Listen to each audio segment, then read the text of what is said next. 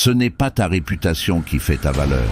Ce n'est pas ton succès qui fait ton identité, car même là où tu as tout perdu, tu es encore aimé. Malgré tout, il avait tout ce que les autres rêvaient d'avoir. Intelligence, pas influence. Talent. Dylan brillait comme une étoile en plein jour. Issu d'une famille aisée, sportif d'élite, étudiant respecté, toute la province du Québec le connaissait.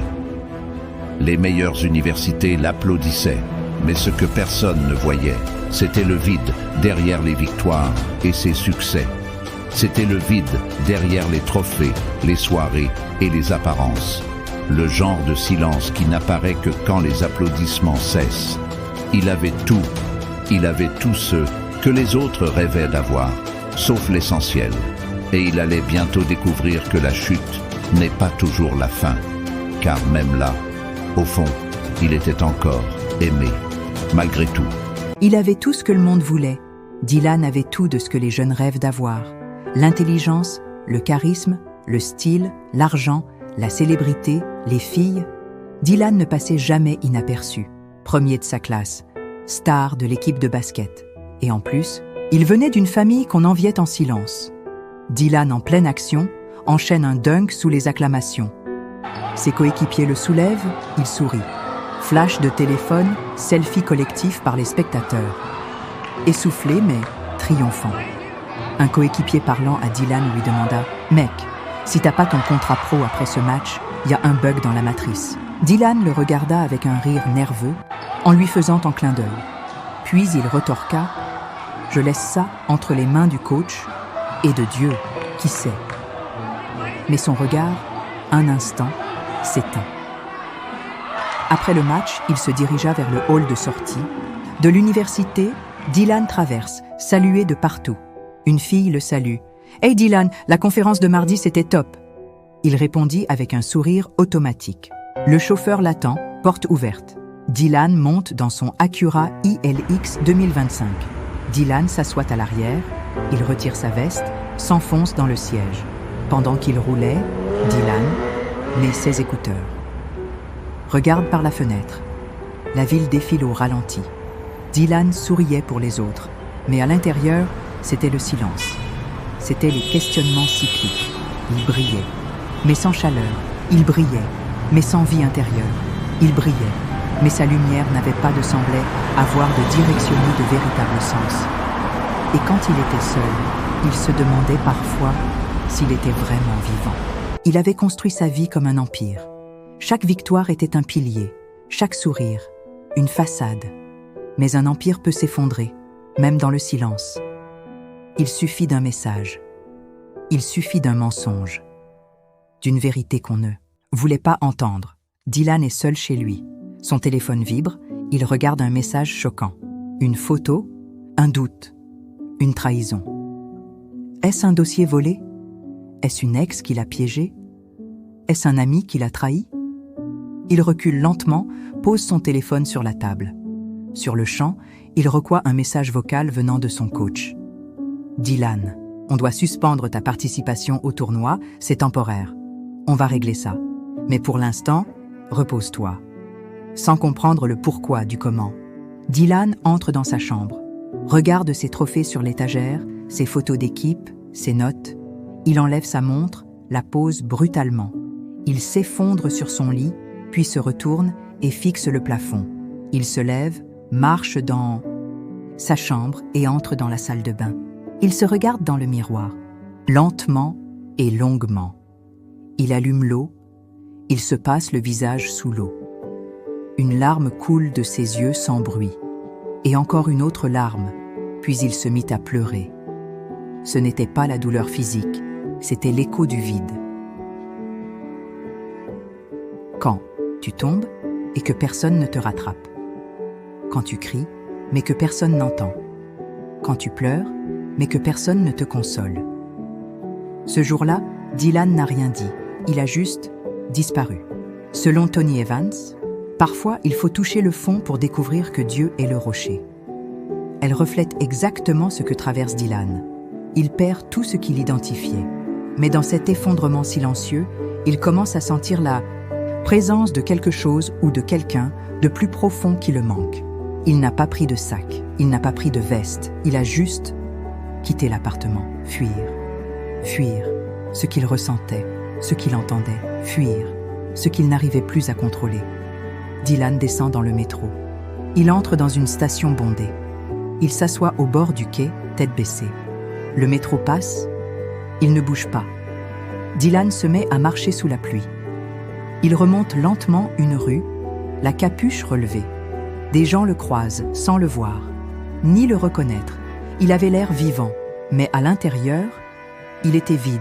Il aurait tout donné pour que quelqu'un lui dise « Je te vois », pour que quelqu'un lui dise « Je te comprends ». Dylan s'arrête. Il sort son téléphone, regarde l'écran. Message non lu. Il l'éteint. Il se laisse glisser contre un mur. Il pleure, sans bruit. Et pour la première fois depuis longtemps, il n'avait plus envie d'être. Fort, il n'avait plus envie de se tromper lui-même. Il n'avait plus envie d'être ce que les autres voudraient qu'il soit. Il voulait juste qu'on l'aime. Ce n'était pas une église, ce n'était pas un miracle. C'était juste un banc et un silence partagé. Et dans ce silence, quelqu'un qui a vu ce que d'autres ignoraient, quelqu'un qui a vu ce que d'autres regardent, mais ne voit pas, sur un petit abri près d'un parc, en fin d'après-midi, Dylan est assis seul, le visage creusé, capuche baissée. Un jeune homme simple, calme, s'approche. Il porte un sac usé, des livres, une Bible dans la main. Il s'assoit sans rien dire. « Tu veux un thé ? Il est chaud. J'en ai trop fait. » Il lui tend un gobelet. Dylan hésite, puis accepte. Ils boivent côte à côte. Le temps ralentit. Le jeune inconnu le regarde doucement et lui dit « T'as pas l'air d'aller bien, mais t'as pas à parler, juste à entendre ça. Dieu ne t'a pas oublié. » Dylan ne répond pas. Il regarde le sol, bouleversé. Il ne sait pas quoi répondre. C'était pas un message religieux, ni un sermon. C'était juste une vérité, déposée avec douceur. Et ce jour-là, Dylan n'a pas parlé. Mais pour la première fois, il a écouté. Il n'était pas venu chercher un miracle. Il voulait juste un endroit où il pouvait s'asseoir sans devoir se justifier. Un endroit où même les larmes ne faisaient pas de bruit. Dylan entre dans une petite église vide. Il pousse la porte, lentement. L'église est simple, intime, éclairée par des lampes chaudes. Il s'assoit sur un banc, seul. Il sort un carnet usé de sa poche. C'est un vieux carnet, jauni, avec le prénom Mamie Élise sur la couverture. Il l'ouvre, des versets, des prières, une photo de famille. Il lit une phrase soulignée « Même si ton père et ta mère t'abandonnent, moi, je ne t'abandonnerai pas. » Il lut ces mots et quelque chose en lui se fissura. Pas de grande révélation, juste un souffle, une présence. Dylan pose le carnet. Il s'agenouille lentement, se met à genoux, tête baissée, larmes silencieuses. Le vent fait trembler les vitres, mais à l'intérieur, paix totale. Il n'avait pas besoin d'être forte. Il avait juste besoin d'être vrai. Ce soir-là, dans une église oubliée, un cœur s'est remis à battre. Il ne s'est pas levé en héros. Il ne s'est pas excusé devant le monde. Il s'est juste relevé et il a recommencé, doucement. Il se lève, prend sa moto et va à la bibliothèque universitaire. Dylan est assis, cahier ouvert. Il écrit. Pas un devoir, mais des réflexions, des prières. Son téléphone est posé à côté, écran éteint. Rencontre avec son mentor. Café calme, le mentor lui parle calmement. Ils se regardent, pas de reproches. Tu n'as pas déçu le monde, Dylan. Tu t'es juste perdu. Et tu sais quoi? Dieu sait te retrouver. Dylan ne dit rien et s'en va. Pendant qu'il marche dans un couloir de l'université, il voit un camarade en crise. Il s'approche, lui tend la main. Sourire, bienveillance. Il ne parlait plus autant. Il ne brillait plus comme avant. Mais il était vrai. Et cette vérité-là valait plus que tous les trophées. Ce monde donne, puis reprend. Il élève, puis oublie. Mais Dieu, lui, ne change pas. Dylan sur la terrasse. Il contemple la ville en silence. Il sourit. Pas de triomphe, juste de la paix. Il regarde son téléphone, hésite. Il ouvre un message de sa mère. « Je t'aime. Papa aussi. Reviens dîner quand tu veux. » Il regarde le ciel. Une larme paisible coule. Il n'était plus le même. Il n'avait plus besoin d'être parfait. Parce qu'il avait compris une chose. On n'a pas besoin d'être au sommet pour être aimé.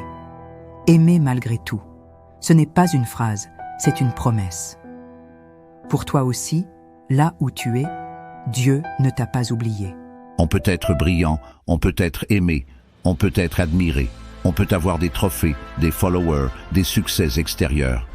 Et pourtant, se sentir vide, épuisé, seul. La performance peut impressionner, mais elle ne guérit pas l'âme. Le monde valorise ce que tu fais, Dieu regarde qui tu es. Même quand tu fuis, même quand tu tombes, même quand tu n'es plus toi-même, même quand ton cœur est abîmé, même quand tu ne crois plus en toi, Dieu ne t'a pas oublié. Il continue de t'aimer, pas à cause de ce que tu fais, mais parce que tu es à lui. Ce film est un miroir de grâce. Tu peux tomber de haut, mais tu n'es jamais tombé trop loin pour Dieu. Dylan avait tout pour lui, la beauté, le talent, le succès, l'admiration. Mais il lui manquait l'essentiel, la vérité intérieure, l'ancrage de l'amour inconditionnel de Dieu. Quand tout s'est effondré, il n'a pas été sauvé par la religion, ni par un miracle spectaculaire, mais par des rencontres humaines remplies de grâce, un regard compatissant, un thé partagé, un carnet de prières oublié, un simple message de maman.